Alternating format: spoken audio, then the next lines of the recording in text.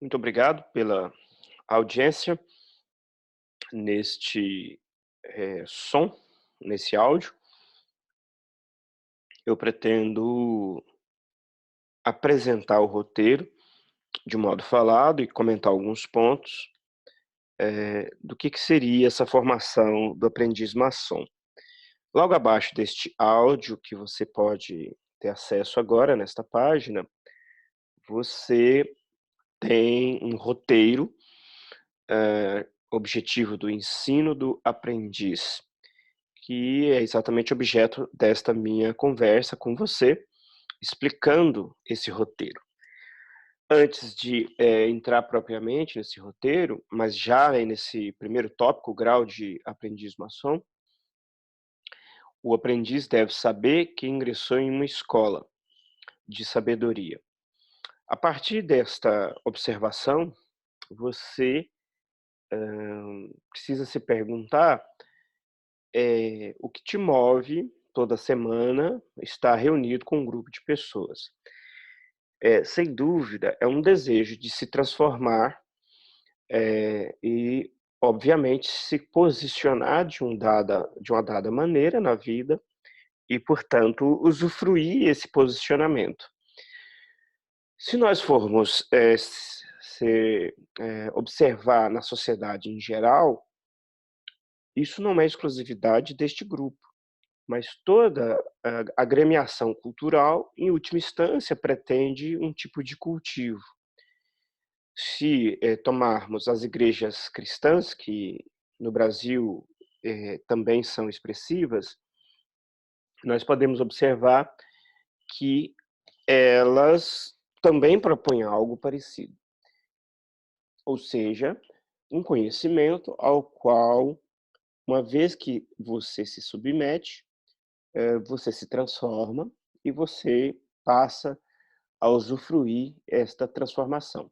Ninguém se coloca em situação de formação não querendo usufruir os frutos desse processo.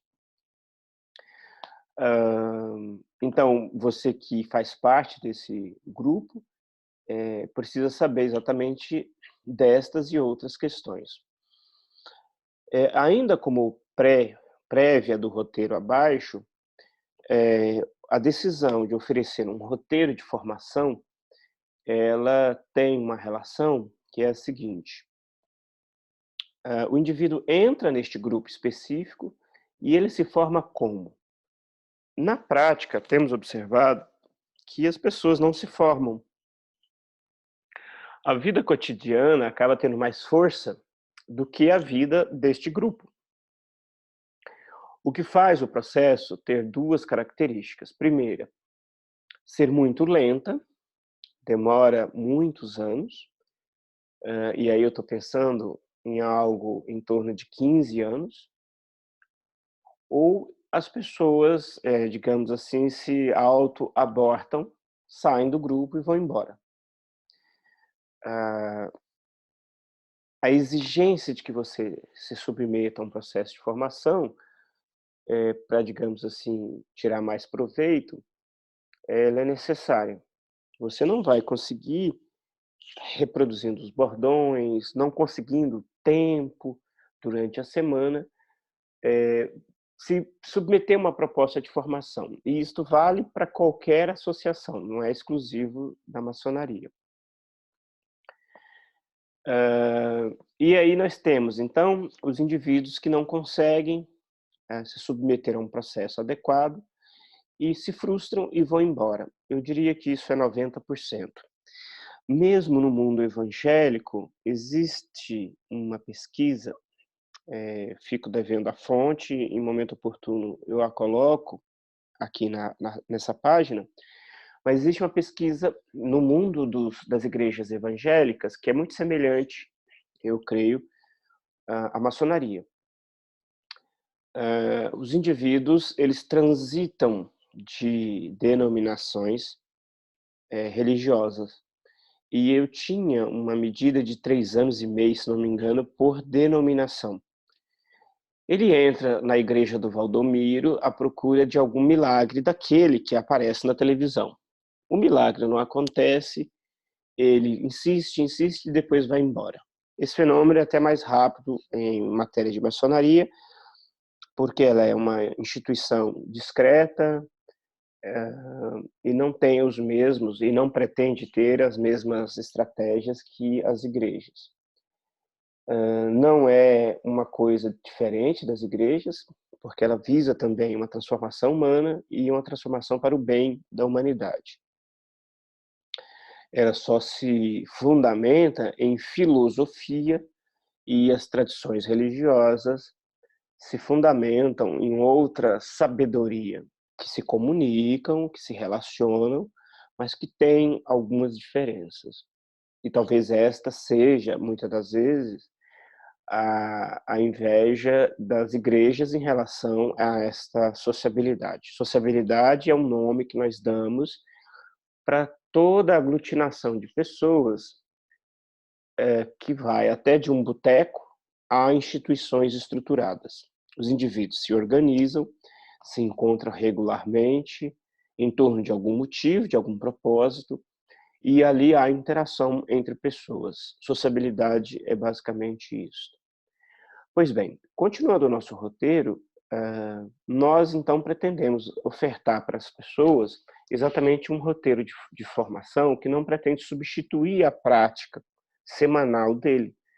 Aliás, essa prática é muito importante. E para quem é só um curioso e está ouvindo o áudio, ele vai se perder muito se ele quiser acompanhar os áudios. Porque todo o roteiro só faz sentido se você estiver num contato, num convívio, num encontro. Não faz sentido eu ficar lendo coisa, por exemplo, de policial, sendo que eu não sou policial.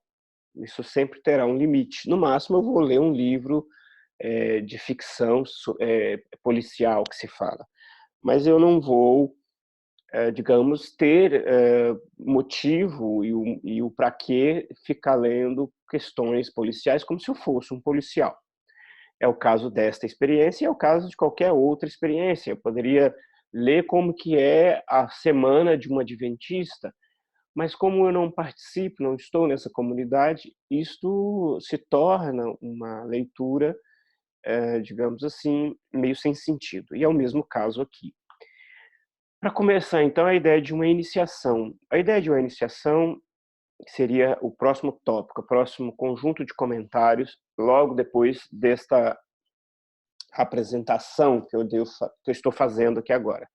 Seria a iniciação, que é idêntico ao batismo de qualquer outra tradição religiosa e evoca reflexões tanto teológicas, quanto filosóficas, quanto antropológicas. A iniciação, ela é um ritual simbólico que acontece numa tribo indígena, numa tribo brasileira, numa tribo africana. Em todas as comunidades humanas, nós temos rituais de iniciação. A festa de 15 anos é uma iniciação, enfim, esse fenômeno é preciso ser abordado de modo apropriado. E por que nós, pessoas humanas, submetemos-nos com muita frequência a rituais de iniciação? Depois, os símbolos. Se descobriu que se você coloca um triângulo, esse triângulo pode ser discutido de várias formas. O triângulo é um símbolo que não é exclusivo da maçonaria. Quando você visita igrejas católicas, é muito frequente a presença de um triângulo ou de triângulos com luz dentro. Aqui no blog você tem textos exatamente sobre isso, demonstrando que se aqui no Brasil parece ser exclusivo da maçonaria, um triângulo com um olho dentro, emanando luz, numa igreja, por exemplo, de Bruxelas, em Bélgica, isso é destacado de todo tamanho, mas em todas as igrejas europeias, ou em muitas delas, católicas, nós temos todas as simbologias maçônicas. de modo que a simbologia maçônica ela é compartilhada com o catolicismo ocidental romano, sobretudo, porque é daí que a maçonaria nasce, não seria diferente. Então essa ideia de que a maçonaria usa símbolos extraordinários, que é coisa só dela, isso é uma mentira tremenda. Porém, o que é esses símbolos e para que se usa esses símbolos? Por que nós usamos símbolos e qual é a força pedagógica que eles têm? Uma aula de um professor, para encerrar sobre símbolos, ele faz, por exemplo, no quadro, esquemas, desenhos. Algumas pessoas conseguem apreender muito melhor o conteúdo exatamente quando você visualiza, a gente chama de esquemas mentais, né? O símbolo tem esta mesma função. E aí a discussão é, o símbolo encerra nele mesmo ou ele nos remete a outra coisa? A ideia é que ele sempre nos remete a outras coisas. Na Igreja Católica nós temos, para dar exemplos muito conhecidos, a ideia do pastor, a ideia do cordeiro, a ideia de sangue, que inclusive as outras denominações cristãs mais pentecostais também fazem uso, essa ideia de sangue. Quer dizer, isso é uma metáfora, é um símbolo, e, portanto, por que as igrejas utilizam amplamente a simbologia? Por que então a maçonaria também usa símbolos? É uma estratégia muito inteligente de formação, por isso que se utiliza símbolos. Em seguida, as origens desse grupo que a gente pertence. Ora, estes grupos que têm mais de 100, 200, no caso da maçonaria, mais de 300 anos, é sempre muito difícil estudar a história, esta história, e chegarmos a conclusões fidedignas. E as pessoas hoje em dia têm esse desejo, né, de querer saber, tintim por tintim, de como surgiu a instituição. E esta é uma pergunta que, de repente, não tem resposta. O problema é a pergunta, e o problema é que alguns indivíduos ficam extremamente ansiosos por não obter essas respostas. O que acontece é que instituições do tamanho que foi a maçonaria, do tamanho que ela é, não é muito possível, e não é a parte mais fundamental, você saber dia, hora, pessoas, posição do vento, esta investigação minuciosa não é tão relevante. Existem outras questões que são, sim, relevantes de saber, e de saber como que esta fundação e essa história interfere no cotidiano hoje. Porque ficar sabendo que Bonifácio de Andrada, o Marquês de Mauá, não, como é que é? O Marquês de Mauá, Visconde de Mauá, foi isso, foi aquilo, e daí? Aliás, a gente só fica sabendo dos que fizeram sucesso e vai esquecendo aqueles que a gente não quer lembrar. Mas tem figuras que, não só as bonitinhas, mas tem as figuras indesejadas. Por exemplo, eu lembro de um político de Brasília, governador de Brasília, do Distrito Federal, melhor dizendo, Arruda, eu esqueci os outros nomes dele, que faz parte do grupo maçonaria e foi enquadrado por corrupção. E assim vai. Então, esta fantasia de ficar fazendo fila de homens heróicos, bonitos do ponto de vista moral, ela pode ter alguma utilidade, mas ela é muito frágil, porque os indivíduos são indivíduos como nós. O que importa são as ideias, as tentativas desses indivíduos. E nós temos que nos fixarmos, e isso é mais importante, é o que movia aqueles indivíduos. E não ficar atento aos indivíduos. Os princípios filosóficos que movem indivíduos que nos interessa hoje, porque nós podemos também nos movimentarmos nesse sentido, de melhorar a humanidade e etc. Então, sobre história maçônica, a crítica profunda que pode ser feita é esta: para que ficar sabendo que Beltrano foi maçom? E só fica nisto. E é uma reflexão, uma crítica no âmbito da história que já aconteceu por volta de 1850, 1860, onde se debateu muito sobre o que era a história, inclusive outras áreas, o que é o direito. Então, naquela época, ficava dando exemplos de como eram os ordenamentos jurídicos de A, B. Não, mas o que é direito? A obra do filósofo Hegel, Filosofia do Direito, aqui em resumo, por exemplo, lida com esta questão e é uma obra de 1820, 1830, antes de 1820, se não me engano, que debate profundamente esse tema. O tema no âmbito acadêmico é debatido já há tanto tempo, mas em sociabilidades e mesmo no senso comum das pessoas crentes, nós temos essas questões ainda perdurando em nossos dias. Então, as origens da maçonaria, a gente precisa ter uma estratégia adequada, porque senão a gente perde tempo em ficar sabendo isto, né? A origem e a história aqui, que o roteiro traz em 2 tópicos, é basicamente isso. A organização política e social, o que é, né, as potências, os ritos, e as picuinhas políticas que existem, os nomes, né, que a gente chama de clichê de áreas, né? Por que é Grande Oriente, Grande Loja, por que é azul, por que um é carmim, por que é isso e aquilo. Tudo isso tem uma história que o aprendiz precisa saber, exatamente como qualquer pessoa precisa saber da história da comunidade que ele participa. Saber quem foi Beltrano, imediato ali, há quanto tempo ele participa e por aí vai. Uma sessão específica é do ritual. Todos nós sabemos que se nós não tivermos um ritual de estudo, um ritual de fazer as coisas, nós não conseguimos êxito. Então, nós vamos estudar o ritual numa perspectiva também bem ampla.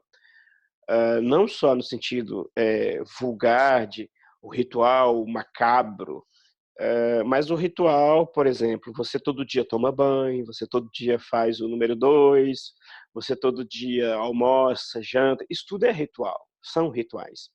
E você, então, é permeado de coisas que você repete com muita frequência.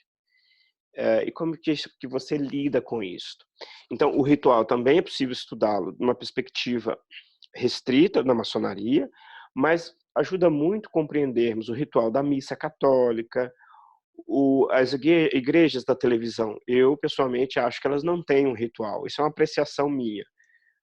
Mas eu suponho que eles têm uma rotina de leituras durante o ano, uma estratégia de pedir dinheiro, porque é a única coisa que me parece que eles sabem fazer. E isso é, sim, uma crítica, é, sim, um posicionamento pessoal meu em relação à sensação que é produzida destas experiências cristãs que ficam na televisão. Enfim, eles devem ter algum tipo de ritual. E nós, enquanto estrutura, enquanto sociabilidade particular, também temos os nossos rituais e aprender a manuseá-los, a saber as chaves de leitura dele, que irão ser muito mais exploradas no curso do grau 2. O ritual, então, é nesse sentido. O índio tem um ritual que segue as estações do ano, e assim vai. Então, todos nós temos o ritual, precisamos saber o que é isso. E o segredo de um grupo produzir, produzir no sentido de conseguir ter um histórico sequenciado, um histórico que caminha em alguma direção, basicamente tem a ver com ritual. Uma reunião de amigos que não tem um ritual, por exemplo, você nunca chega em lugar nenhum. Se o propósito é só se encontrar, talvez funcione, né? O ritual do bar, por exemplo, o ritual da pelada, das quartas-feiras, funcione. Mas, se você pretende outros objetivos humanos, como na maçonaria, no Lions Club, no Rotary Club, você precisa de um início, meio e fim das reuniões, precisa que alguém fale em alguma hora ou não, porque senão vira o que a gente chama de uma zona geral. Então, numa sala de aula, por exemplo, enquanto professor, eu preciso apresentar no semestre, por exemplo, quando eu começo, o meio, a avaliação, a entrega de um trabalho. As minhas aulas na faculdade precisam ter um início, um meio, um fim. Então, eu sempre coloco o objetivo, o tema do dia, o objetivo do dia e o desenvolvimento do dia. Então, o aluno anota aqui, quer dizer, eu facilito isso, em 14 encontros ele terá os temas que foram tratados, não nos 14 encontros, que pelo menos 2 aí serão aplicação de avaliações. Mas é preciso ter essa organização, porque senão as pessoas se perdem, as pessoas não se envolvem num projeto com início, meio e fim. E todo projeto tem essa propositura de um início, meio e fim e alcançar um objetivo. Então isso é muito importante e o ritual, nesse sentido mais amplo, é isso. Na sequência do esoterismo, a palavra esoterismo, com S, quer dizer, espera indicar que nós estamos falando que há uma coisa interna de tudo que a gente observa na vida, né? Quando você abre, por exemplo, um comércio, todas as mercadorias estão na estante. Quem chega num primeiro momento como consumidor, ele inicialmente, se ele também não é comerciante, ele não se pergunta como que o produto chega na prateleira. É tão óbvio que o produto não chegou ali. Mas você habitua tanto e não faz a pergunta como que ele chegou, que você só se dá conta de um dia que ele falta, o dia que você chegar lá e ele não encontrar. Então, um exemplo muito simples, cotidiano, de esoterismo. Todos os processos internos de manutenção do supermercado, de fornecimento de mercadoria, você, como consumidor, não percebe. Então, o processo exotérico, com X, é você chegar e comprar a mercadoria e ir embora e não se perguntar por nada. O processo esotérico, com S, é todo o trabalho de reposição da mercadoria nas gôndolas, a compra, a entrega, o cara que atrasou a entrega, quer dizer, você fica sabendo de tudo isso que está por detrás do processo. Então, se nós formos ver esse exemplo do supermercado, quase tudo na vida tem esses dois aspectos, um mais externo e um interno. A relação de casal, por exemplo, de casamento, ela tem um aspecto social, externo, e um aspecto interno da vida privada. E o esoterismo, como objeto de estudo da maçonaria, tende e se filia a uma tradição que, há 500 anos atrás, mais ou menos, criou todo um conjunto de literatura que propunha examinar aquilo que é oculto, portanto, às vistas mais rápidas das pessoas. Então, o esoterismo é basicamente este aspecto, e nada além disso. Não tem nada de tenebroso, arrepiante, e toda essa imbecilidade popular que nós encontramos nas pessoas, de que elas satanizam aquilo que elas não conhecem.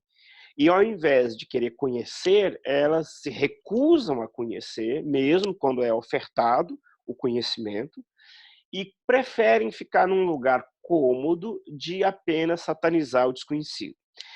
Esta posição social de demonizar o desconhecido, infelizmente, ela é perigosa, porque você demoniza, por exemplo, as religiões africanas, que são religiões que têm o seu direito legal, constitucional brasileiro de existir. Então, quando você associa macumba a coisa ruim, você está fazendo mal a pessoas de carne e osso.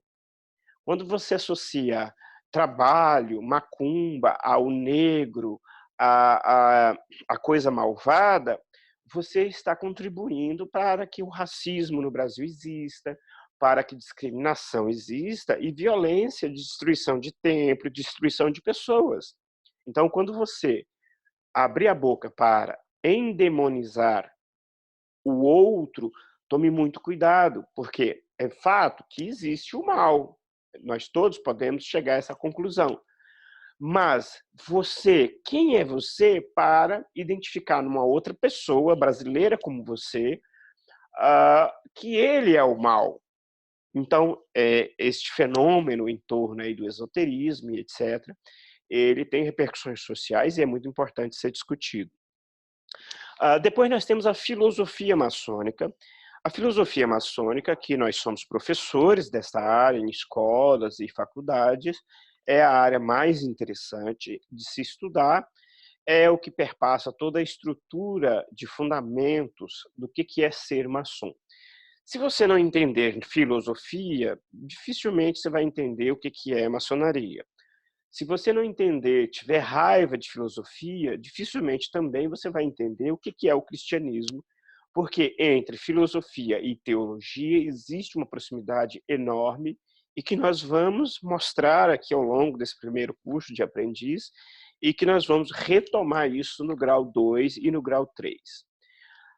Então é preciso estudar, meus caros, a filosofia. Não se recuse, porque senão você não vai aproveitar e conseguir transformar ideias em vida prática.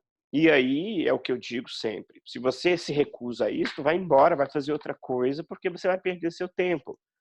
É como se você estivesse usando um celular de modo inadequado, um celular, por exemplo, que você nunca liga ele. Convenhamos que é melhor você deixar ele em casa, porque é um peso para você. Você precisa, portanto, saber usar o celular para poder fazer sentido você carregá-lo.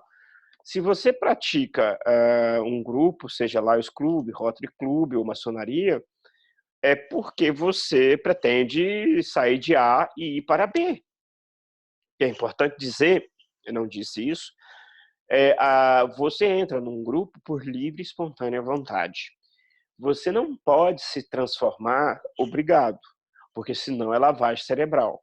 Então, se submeter a um processo filosófico de transformação de A para B só pode ser e sempre será pontuado por sua liberdade. Sem liberdade, você não pode se transformar em nada, porque você está sendo forçado a se transformar em algo. E aí você não é responsável por este algo, e isso se chama lavagem cerebral. Isso vale para a igreja, para qualquer comunidade. Temos que ser livres para nos transformarmos. E a liberdade perpassa todo o processo maçônico. Você é livre para ir embora a qualquer hora.